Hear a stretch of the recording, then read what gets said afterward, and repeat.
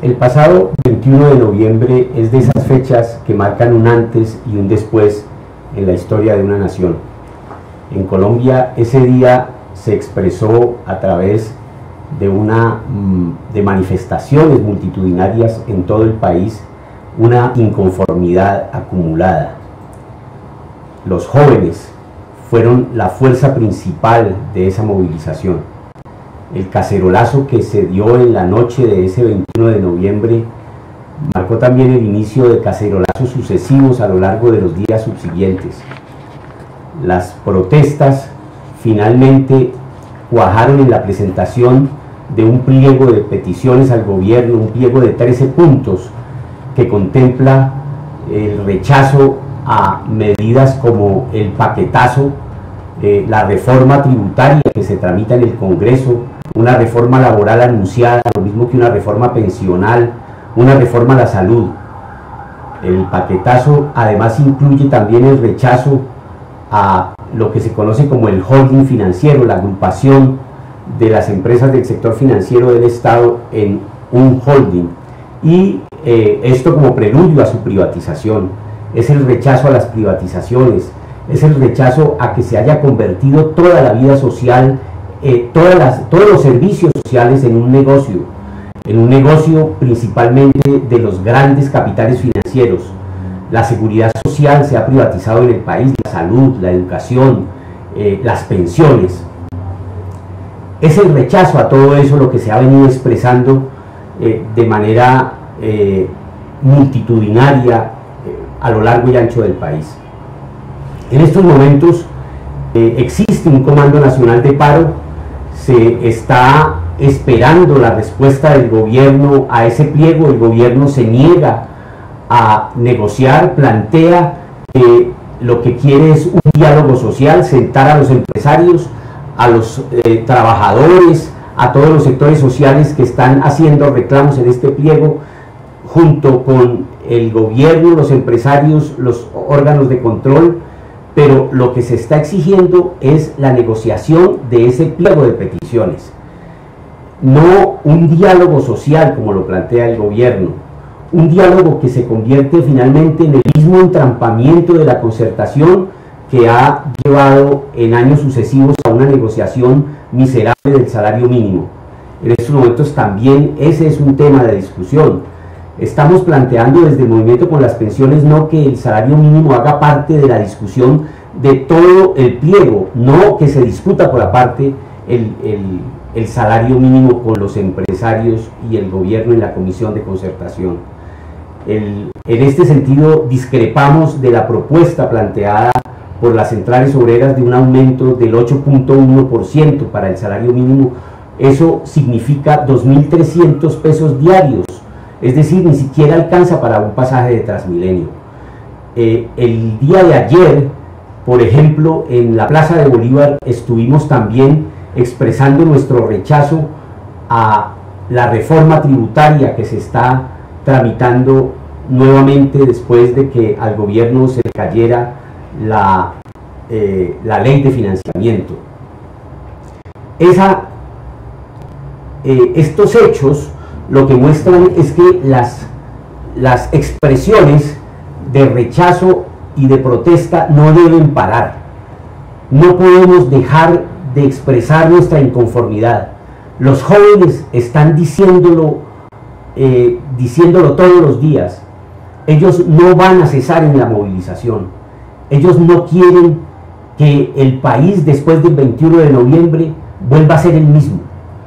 Están organizando en los barrios populares y están organizando en las calles clases para la ciudadanía en las que explican las reformas. Esa es la orientación que hay que seguir. Debemos mantener la movilización y debemos seguir ilustrando a la población sobre el verdadero contenido de estos 13 puntos que el presidente de la República trató de desvirtuar en una larga entrevista de hora y media en CMI.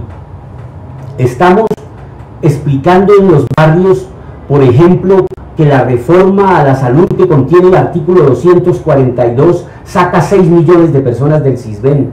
Estamos explicándole a los comerciantes hacia los que se dirige la propaganda del gobierno para ponerlos contra el paro que la reforma tributaria que se está discutiendo, esa reforma castiga duramente a los pequeños negocios de los barrios con el impuesto simple que grava las ventas brutas de los comerciantes en un 2%, por ejemplo, para una tienda, en un 3.4%, por ejemplo, para un restaurante o una panadería, y en 4.9% a un profesional.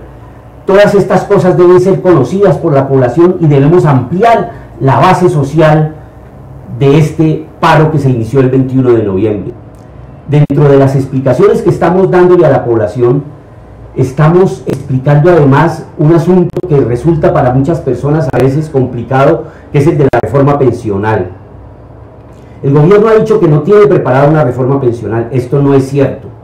El gobierno viene hablando de esa reforma hace muchos años.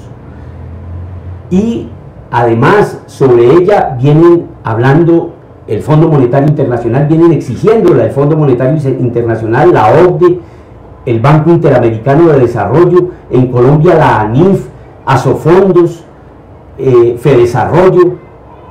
Todos ellos han fijado los lineamientos que debe tener esa reforma pensional para beneficiar a dos grandes grupos económicos que son dueños prácticamente de medio país, a Luis Carlos Sarmiento Angulo, al Grupo Aval, dueño de Porvenir, y al Grupo Empresarial Antioqueño, dueño de Protección. En el plan de desarrollo, por ejemplo, quedaron consignados dos artículos, el artículo 193 y el artículo 198. El artículo 193 es la base de una reforma laboral y de una reforma pensional. Crea el piso de protección social, es decir, la posibilidad de que para personas que ganen menos del mínimo, que trabajen por tiempo parcial, por horas, por semanas, por días, y que no reúnen mensualmente un salario mínimo, que estas personas coticen para los beneficios económicos periódicos BEPS, que es una figura creada en la legislación colombiana a partir del acto legislativo de 2005, que hizo una reforma pensional. Los BEPS, para cualquier persona que quiera averiguarlo, no pensionan, no son una pensión. Los BEPS son unas mesadas miserables de 40.000 a 80.000 pesos mensuales que resultan de fraccionar mensualmente los ahorros que la gente ha hecho con cotizaciones mensuales a BEPS. Esto en Colombia crea una situación que no existía, y es que puedan existir pensiones por debajo del salario mínimo. Pero no solamente eso, el artículo 198 plantea en el fondo que Colpensiones, que ha sido el régimen, que ha administrado el régimen de prima media, el régimen solidario intergeneracional, ese régimen en el cual las generaciones de los jóvenes financian las pensiones de las personas que salen de la vida laboral. En Colombia, por ejemplo, las personas no se pensionan. El gobierno dice, en Colombia tenemos que hacer una reforma pensional pensando en ese 80% de la población que no alcanza a obtener una pensión. Pero lo que quieren no es darle una pensión a ese 80% de la población. Lo único que hacen es reconocer que en Colombia las personas realmente no se pensionan porque aquí hay un sistema laboral que no le permite a las personas cotizar de manera continua para una pensión.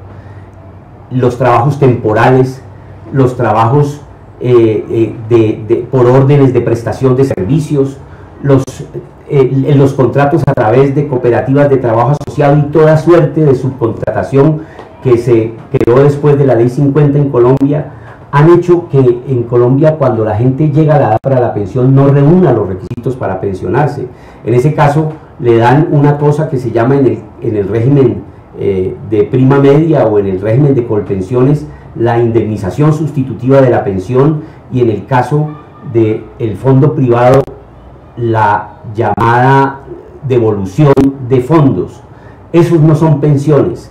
Ahora lo que quieren es capturar esos recursos y que esas personas queden en lo que llaman los beneficios económicos periódicos, es decir, recibiendo cotizaciones mensuales miserables de 40, 50 mil, 80 mil pesos mensuales.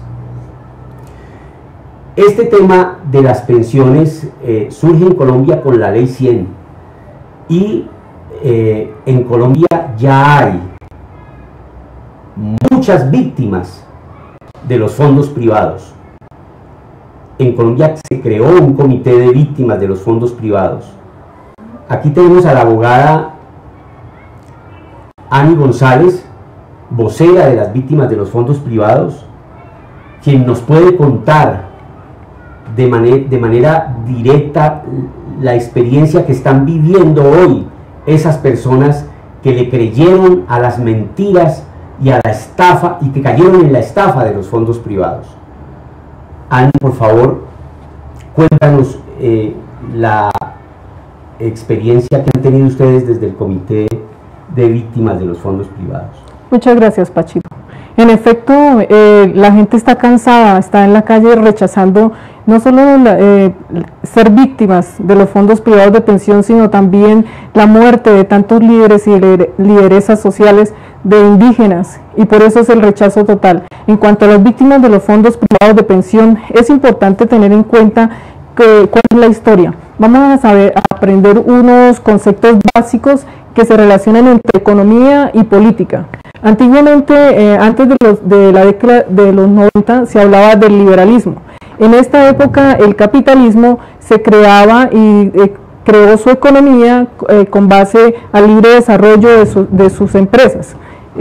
Prácticamente uno habla de a puro pulso, se decían las economías. Después de la década de los 90, entonces hace su aparición el neoliberalismo, y de ahí se habla de un capitalismo salvaje. ¿Por qué? Porque el capitalismo ya se inmiscuye en las situaciones del Estado, se inmiscuye en la política y entonces se apodera de los derechos fundamentales. Entonces, vamos a hablar, en este momento me apoyo en un libro que está circulando en redes sociales, que es El cartel de las pensiones en Colombia, que es de Sergio Mario Alvarado Areiza. Entonces, en la página 757 nos cuenta la historia de cómo es que llegaron los fondos privados de pensión a Colombia. Entonces dice que Luis Carlos Sarmiento Angulo, que aquí dice que es cabecilla, entonces fue a Chile con este señor que es Moreno Mejía, que él era el asesor privado de Sarmiento Angulo. Entonces fueron a Chile y copiaron el modelo chileno. El modelo chileno, este señor hoy en día es el presidente del Banco Interamericano de Desarrollo, de ahí que uno entiende por qué pujan desde allá para que haya reforma pensional. Después vienen aquí unos cómplices, entonces tenemos a los hermanos Santiago Montenegro y Armando Montenegro Trujillo. Estos hermanos son, Santiago es presidente de Asofondos. De Asofondos es el que reúne los fondos privados de pensión que actualmente existen, que son Porvenir, Protección, Colfondos y Odd Mutual. Y él integró el Consejo Nacional de Planeación, que es el que en últimas vino a redactar el Plan Nacional de Desarrollo. Lo mismo el hermano de él, que él es pensionado de Colpensiones y es dueño de... integró el COMPES y participó en la Comisión del Gasto, y él tiene fondos de inversiones sobre fondos él dice cómo invertir el ahorro de las pensiones. Por otro lado, entonces tenemos como socios de Sarmiento Angulo, como le dijo ya Pachito, el Grupo Empresarial Antioqueño, y recientemente salió del mercado el Grupo Colpatria. ¿Por qué salió del mercado? Porque el Grupo Colpatria era el dueño de Colfondos y lo vendió a una empresa, Habitat se llama, una empresa chilena de fondos de pensiones en Chile. O sea, quebraron a los chilenos y ahora vienen acá por las pensiones de los colombianos.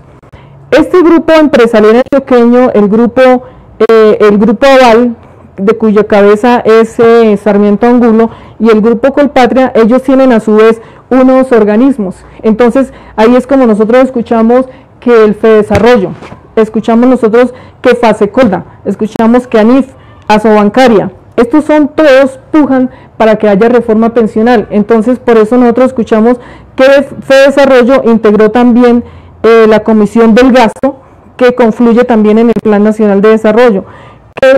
Fase Colda, entonces este señor es pensionado también de Colpensiones, pero mire, este es el gran negocio que se hicieron con lo de los BEP, con los microseguros y los seguros de renta vitalicia, con los beneficios económicos periódicos.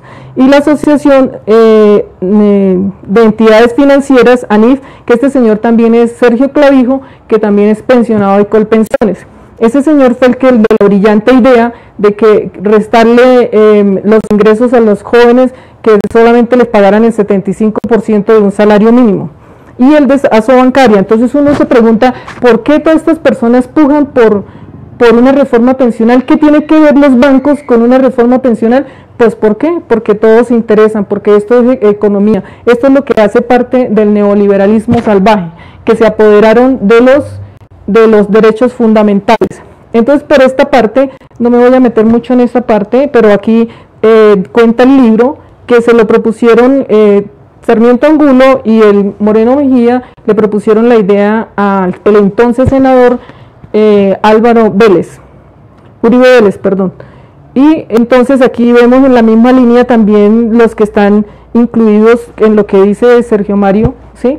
Y de este señor que es Carrasquilla, que tiene inversiones en los fondos privados de pensión. Entonces, en Colombia se crearon con la Constitución Política, el artículo 48 abrió las puertas a la privatización del derechos fundamentales, entonces entre ellos la pensión. El artículo 48 dice que la seguridad social es un derecho irrenunciable, pero al mismo tiempo la privatizó. Empezaron 14 fondos privados de pensión en Colombia. Actualmente solamente existen 4. ¿Y cuáles son esos 4? Entonces aquí en esta lámina vemos a un lado que es el que administra el régimen público, que es Colpensiones, que antes era el Seguro Social, y a este lado son los 4 que quedan, que son Porvenir, ya dijimos, de Sarmiento Angulo, del Grupo Aval, Protección, que es del Grupo Empresarial Antioqueño, y detrás de este Protección también están los hermanos Montenegro. Colfondos, que Colfondos era propiedad del Grupo Colpatria, y ya dijimos que este año ya fue aprobada la venta al Grupo Habitat, que es dueño de fondos de pensiones en Chile. Y Odd Mutual, que es el más pequeño, que está de una filial china. La Constitución Política protege a los colombianos. Es un híbrido que nosotros vemos en la Constitución Política. ¿Por qué? Porque por un lado vemos la privatización, pero por otro lado vemos unos derechos fundamentales que protegen a los colombianos, como por ejemplo el preámbulo de la Constitución Política, que es integrador, que es parte vinculante de la Constitución Política. Entonces dice que se garantiza un orden económico y social justo. Y nosotros vamos a ver aquí qué tan justo es que unos se enriquezcan con unos fondos privados de pensión y los que se vayan a pensionar se empobrezcan. El artículo primero dice que el Estado social y democrático está fundado en el respeto a la dignidad humana y a la prevalencia del interés general sobre el particular. Entonces nosotros vamos a analizar aquí cómo es que prevalece el interés particular de los dueños de los fondos privados de pensión en lugar de prevalecer el interés general de las personas que se van a pensionar. El artículo 13, pónganle cuidado que el artículo 13 dice que hay una protección especial a las personas que por su condición mental, ¿sí?, se encuentren en circunstancias de debilidad manifiesta. Las sentencias de la Corte Suprema de Justicia han dicho que los especialistas en pensiones son personas que tienen un conocimiento frente a un ciudadano lego, un ciudadano analfabeta en el tema de pensiones. Entonces aquí estamos hablando que están en una circunstancia de debilidad manifiesta. El artículo 20, pónganle cuidado con este artículo 20 que habla que es una garantía del Estado que toda persona debe recibir información veraz e imparcial. Todo esto lo estoy explicando para después concatenarlo con el modo de operar de los fondos privados. El artículo 29 habla del debido proceso, que se debe garantizar en todas las actuaciones un debido proceso. El artículo 48, como ya les comentaba, habla de que la seguridad social es un servicio público de carácter obligatorio y es un derecho irrenunciable. El artículo 83 habla del principio de la buena fe. O sea, los fondos privados de pensión debieron actuar y deben actuar siempre con base en el principio de la buena fe. El artículo 333 de la Constitución Política dice que es un deber del Estado evitar y controlar cualquier abuso que personas o empresas hagan de su posición dominante. Entonces miremos ahora quiénes son las víctimas de los fondos privados de pensión. En principio se pensaría que todas las personas que están afiliadas a los fondos privados de pensión, aunque hay libertad, las personas son libres de escoger uno u otro régimen. Pero en cuanto a la legislación, son víctimas de los fondos privados según el literal E del artículo 13 de la ley 100, que dice que las personas, en ese momento decía que las personas se podían cambiar de un régimen a otro cada 3 años. Después vino la ley 797, el artículo 2 de la ley 797 del 2003, que prohíbe el retorno a ALIS, hoy con pensiones, a aquellas personas que hayan superado los 52 años de edad hombres o los 47 años de edad mujeres. ¿Por qué? Porque están a 10 años de ser pensionados y además tienen que tener el requisito de llevar 5 años en los fondos calendario, no importa en qué fondo, ¿sí? Excepto para las personas que el 1 de abril del año 94 tengan 15 años de servicio o 750 semanas. Si estas personas no cumplen este requisito, entonces la única forma de regresar a Colpensiones al régimen público es por sentencia judicial. Nosotros que hemos visto que aquí las víctimas de los fondos privados se revictimizan. ¿Por qué? Porque los jueces culpan a las personas legas, a las personas analfabetas en el tema de pensiones y los culpan de haber elegido un régimen privado y por eso entonces los fallos están saliendo en contra, la mayoría. No obstante, la Corte Suprema ha tenido unos fallos magistrales, excelentes fallos en ese sentido, pero no todo el mundo puede ir a casación. La distribución en el mercado, como nos dijo Pachito al comienzo, está monopolizada entre el Grupo Aval, que es dueño de Porvenir, y el grupo empresarial antioqueño, que es el dueño de Protección. Entonces miramos aquí la torta, que tienen más del 80%, entonces ellos son los que mandan la parada en cuanto a legislación y en cuanto a todo lo que es el modo de operar. ¿Cómo operan los fondos privados de pensión? Es importante saber cómo operaron ellos. Cuando ellos entraron al mercado, en los años 90, entonces ¿cómo operaron? Operaron con el pánico económico. Ese pánico económico, ¿qué significa? Empezaron a decirle a las personas, pásese a un fondo privado porque el ISSSTE se va a acabar, sus ahorros se van a perder, sus semanas se van a perder. Entonces las personas se asustaron, eso se llama pánico económico. Se asustaron y corrieron a los fondos privados de pensión. Falsedades, a muchas personas le falsificaron la firma. A una persona, tenemos una víctima que estando en licencia de maternidad, luchando entre la vida y la muerte porque le dio preeclampsia, le resultó afiliada a un fondo privado de pensión con una firma que la hizo la misma funcionaria. Ese proceso está en fiscalía, años, lleva ahí durmiendo. La seducción, ¿cómo lo hicieron? A nosotros las mujeres nos enviaban apuestos caballeros, bien elegantes, con palabras bien dulces, mi reina, mi princesa, fírmeme aquí, esto es lo mejor para ti, ¿qué tal? Y muchas mujeres cayeron en esa situación.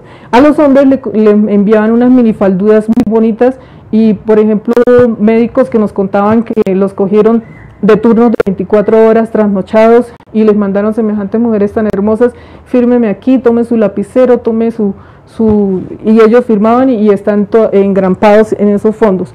La omisión es ¿por qué? Porque ellos, teniendo el conocimiento de cómo se iban a pensionar las personas, no les dijeron usted tiene que ahorrar tanta cantidad de dinero para poderse pensionar, eso no lo dijeron, ¿sí?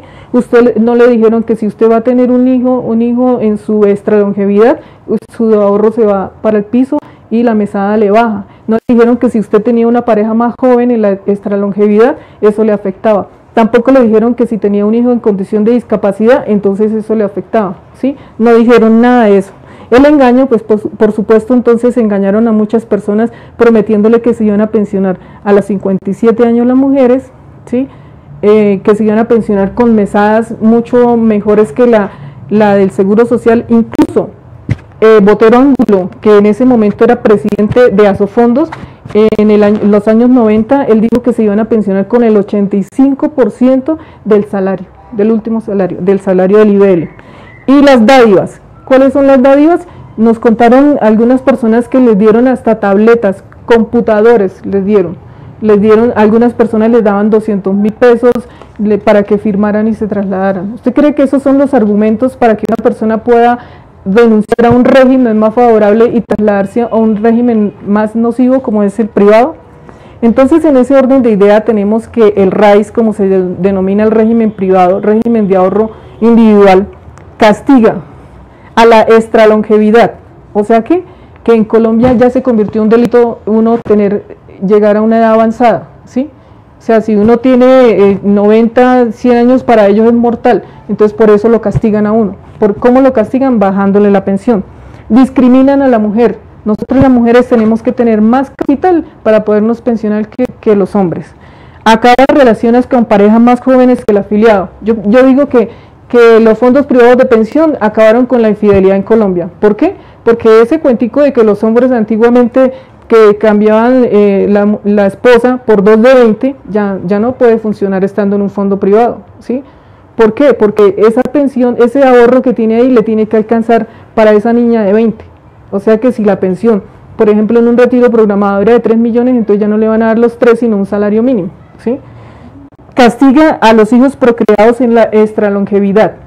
¿Eso qué quiere decir? Que los hombres ya mayores ya salen de su vida laboral y quieren tener un hijo para poderse dedicar a él, ya no lo pueden hacer. ¿Por qué? Porque el dinero tiene que alcanzarle para ese niño, ¿sí?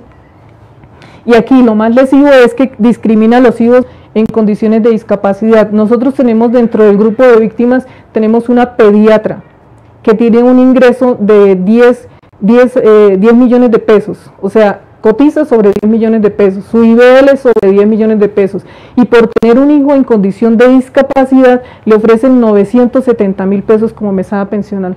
¿Sí? Usted puede imaginarse eso, y ella tiene otro niño pequeño. Ella ahorita está atravesando una situación dura de enfermedad, porque todas estas situaciones llevan a las personas a que tengan que sufrir enfermedades. Tenemos una persona que ha sufrido 4 infartos, Pachito, 4 infartos. Tenemos unas personas que sufren cáncer, porque el estrés, de la depresión, están sufriendo cáncer. Tenemos personas que se han intentado suicidar. Tenemos personas, o sea, unas tragedias humanas que de verdad no hay derecho. ¿Y todo por qué? Porque se ven abocadas a tener que recibir una pensión de un salario mínimo. Usted se imagina uno de estar viviendo con un mínimo vital de 10 millones de pesos y con un hijo en condición de discapacidad, ¿sí? Que necesita más cuidado, más atención, y tener que someterse a vivir con 970.000 pesos mensuales. Eso es una infamia.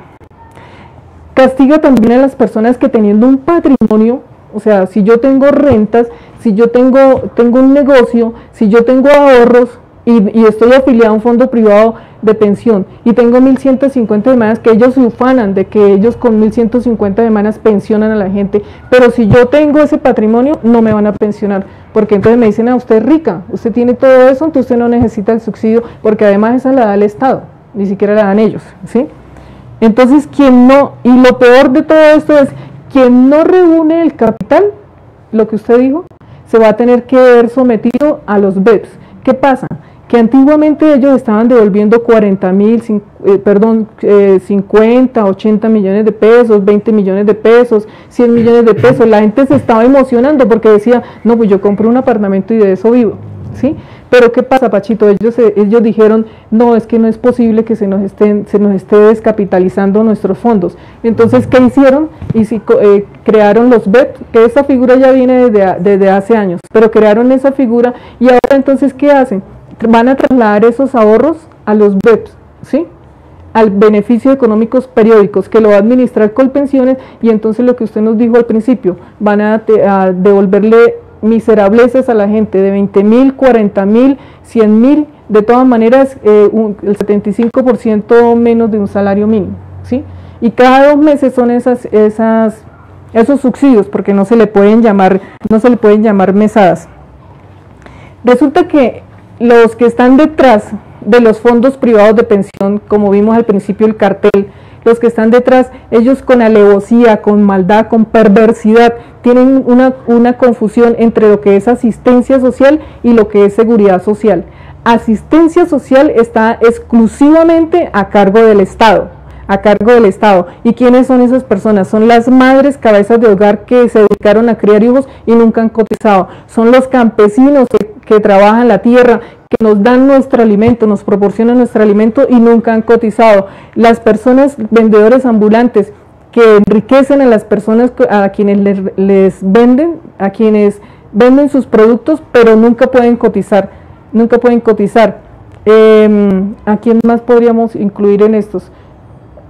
Los informales. Los informales, sí señor, correcto. Entonces todas estas personas, estos componen la asistencia social, ¿sí? Los adultos mayores, cuando llegan ya a un momento y que no han tenido la cotización, entonces estos componen la asistencia social y eso es exclusivamente a cargo del Estado. Entonces nosotros, en vez de tener y acolitar tanta corrupción en Colombia, esto debería ir a asistencia social para que cada persona llegada a cierta edad que no tenga una pensión, no tenga derecho a una pensión, tenga derecho a una asistencia social, pero no a míseros subsidios, como nos dijo Pachito al comienzo, no, sino a subsidios dignos de un salario mínimo por persona. Entonces esa es la asistencia social a cargo exclusivo del Estado que ellos con alevosía confunden, y la confunden con la seguridad social. La seguridad social está a cargo exclusivo de los trabajadores, de aquellas personas que sí pueden cotizar, que sí pueden de su salario aportar para pensión. Entonces ellos hablan de equidad. ¿Cómo le parece que hablan de equidad? Entonces, ¿qué es la equidad para ellos? La equidad para ellos es que todos con un salario mínimo o que todos con subsidio. Esa es la equidad para ellos, ¿sí? Entonces, eso al contrario, eso se llama iniquidad, maldad, perversión, se llama eso, ¿sí? Son mientras los dueños de los fondos privados de pensión se enriquecen. Usted puede creer que Sarmiento Angulo en los últimos 30 años se ha hecho más rico que Donald Trump, el presidente de Estados Unidos. Es 3 veces más rico que Donald Trump, 3 veces, ¿sí? Y ese señor es extravagantemente rico, y Sarmiento Angulo es 3 veces. ¿Y eso quién lo dijo? Lo dijo la revista Forbes, que es el que mide la riqueza. Asimismo, en Colombia se han creado nuevos ricos, como por ejemplo los hermanos Montenegro, ¿sí? Los hermanos Montenegro hace 30 años no tenían una fortuna como la que tienen hoy, que hoy tienen que estar con guardaespaldas. ¿Por qué? Porque tienen que cuidar su fortuna. ¿Y de dónde la han hecho? El déficit fiscal es otra de las argumentos que ellos tienen, pero entonces, ¿qué sabemos nosotros, Pachito? Que ellos manejan 270 billones y más, billones de pesos ya en ahorro, y Colpensiones solamente necesita 1.3 billones, ¿sí? Colpensiones, y es el que tiene más pensionados en Colombia. Ellos escasamente tienen 130.000 pensionados en Colombia, los fondos privados de pensión. Entonces, en ese orden de idea, los fondos privados de pensión reciben el aporte como un derecho, el derecho a la pensión, pero lo devuelven como un mísero ahorro. ¿Y cómo lo quieren devolver? Lo quieren devolver ya el que no se pudo pensionar con un salario mínimo, entonces ya le toca estar condenado a los BEPS, ¿sí? Hace poquito en el Congreso escuchamos un traslado express. Nosotros nos emocionamos mucho porque muchos congresistas consideraron la situación de las víctimas de los fondos privados y abrieron la posibilidad de que se trasladaran a Colpensiones todas estas personas, pero inmediatamente Carrasquilla, que tiene inversiones en los fondos privados, fue y le contó a Santiago Montenegro y a sus fondos, y de una vez Santiago Montenegro pegó el grito en el cielo y se inventó de que eso era un desfalco, eso era un déficit fiscal terrible, que eran 50 billones de pesos. Se lo inventó porque ni siquiera supo sustentar cómo eran esos 50 billones de pesos. Total, echaron para atrás ese proyecto, que era una oportunidad para reivindicar a muchas de las personas que están sufriendo este flagelo de los fondos privados de pensión. Recientemente la OIT hizo un estudio y salió publicado, y yo no entiendo por qué en Colombia no ponen atención a estos estudios de la OIT. Dijeron, de 30 países que privatizaron, 18 ya se han devuelto al régimen público, y de esos países Estados Unidos es uno de los que se devolvieron al régimen público. Entonces son muchas las víctimas que nosotros tenemos. Dentro de esas, por ejemplo, tenemos docentes que cotizan sobre 8 millones de pesos y les ofrecen un salario mínimo, ni siquiera para el predial, porque son personas que tienen con apuro pulso han conseguido su patrimonio y tienen viviendas, diga usted, por decir algo, en la 120 con séptima, y ya para eso es un predial de 8 millones de pesos. ¿Usted imagina un salario mínimo? Ni siquiera les va a alcanzar para pagar un predial, ni siquiera para servicios. ni siquiera para tener una vida digna. Bueno, Pachito, esta es la triste historia que nos tiene también en las calles a nosotros, luchando para que den permiso de trasladar estas víctimas al régimen público, que puedan retomar su derecho y se puedan pensionar dignamente. Sí, Ani, muchas gracias por esa explicación. Es claro que aquí tenemos una situación que refleja claramente las razones por las cuales los colombianos estamos en estos momentos en la agitación social que estamos viviendo. Es que unos grupos económicos, unos grandes potentados, se están adueñando de todas las cuestiones de la vida, todas las cuestiones que son derechos de la población, la salud, la educación, la pensión. Los han convertido en negocios y los han convertido en una veta de enriquecimiento fabulosa. Los fondos privados de pensiones acumulan, como lo decía Ani, 280 billones de pesos. Es el ahorro de las pensiones de esos cerca de 8 millones de afiliados que tienen esos fondos privados. Esos fondos privados le están prestando al Estado cerca de 80 billones de pesos, le tienen prestados al Estado, préstamos que los colombianos tenemos que pagar con altos intereses. Invierten esa plata del ahorro de las pensiones en sus negocios, invierten en infraestructura, invierten en sus propias empresas, se prestan plata a ellos mismos de la plata de las pensiones de los trabajadores. Es decir, estamos ante un sistema que, si permitimos que estas reformas se impongan en Colombia, lo que nos están es condenando a una vida peor, a una situación peor a la que hoy se vive. Por eso los jóvenes que han entendido esto se han volcado masivamente a las calles, y por eso no van a dejar de salir a las calles, y no deben dejar de salir a las calles, y no deben dejar de explicarle al vecino, al ciudadano del barrio, la gravedad de estas cosas. No queremos seguir viviendo en una sociedad en la que el lucro, en la que la codicia de unos grandes grupos económicos condena a una vida de privaciones y de miseria a millones de personas. El paro está vivo y lo debemos mantener vivo. Es una llama que no debemos dejar apagar hasta tanto no consigamos derrotar estas reformas.